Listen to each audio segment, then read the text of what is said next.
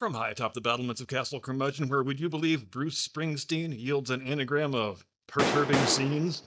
Good evening, Mr. and Mrs. America, and all ships at sea. Welcome to the program. I am your eponymous host and humble servant. And speaking of Bruce Springsteen and perturbing scenes, well, here, look for yourself. The mighty A Street Band is here tonight to call upon the righteous power of art, of music, of rock and roll in dangerous times.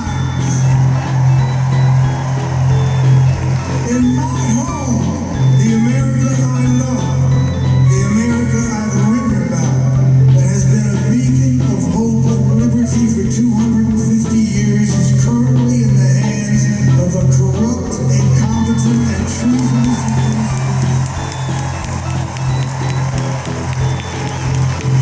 Tonight, we ask all who believe in democracy and the best of our American spirit to rise with us, raise your voices against authoritarianism, and let freedom ring. So in other words, Donald Trump wants everybody to live in the kind of America that Bruce Springsteen used to sing about, and Bruce Springsteen is fucking pissed.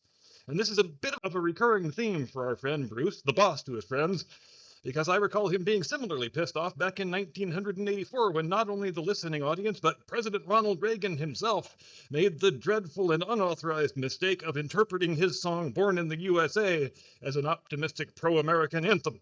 And Mr. Springsteen, who back then was just a cranky middle-aged millionaire as opposed to the bitter geriatric buffoon we see before us today, ambling across the stage just gingerly enough so great-grandpa's artificial hip doesn't go out of joint, well, he was pissed off about that too. Really pissed off, as a matter of fact. No, goddammit, he screamed.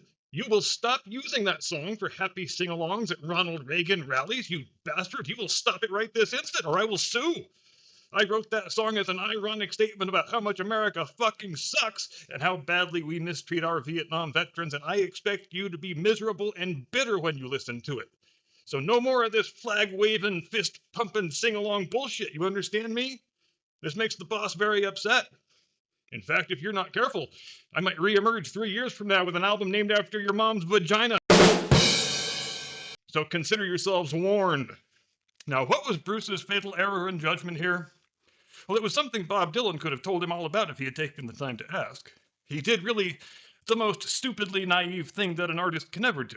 Because when you transmit your song, or your movie, or your opera, or your symphony, or your painting, or your sculpture, or your video essay into the universe, you forfeit for all time your emotional and intellectual ownership of it. And I'm not talking about publishing rights and song royalties and all that nonsense. The actual crux of the matter is, you can't make your song mean the same thing to everybody else that it means to you.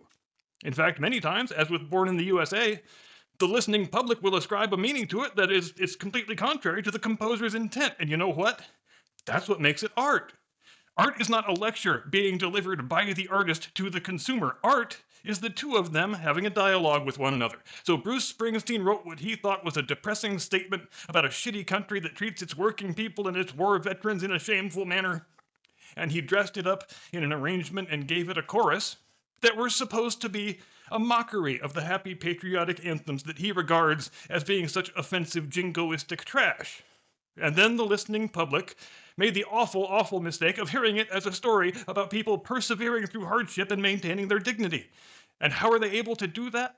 Because they were born in the greatest country that Almighty God, who looks like Uncle Sam, no, goddammit, the Apollo Creed Uncle Sam, there we go, ever had the good taste to establish on the face of this earth. So it's an irony about Bruce Springsteen that Bruce Springsteen himself will likely never be introspective enough to grasp before the day they throw dirt on his dead, angry ass, that each time a president took concrete steps to bring about the America that people imagined when they listened to Bruce Springsteen songs, Bruce Springsteen completely lost his shit.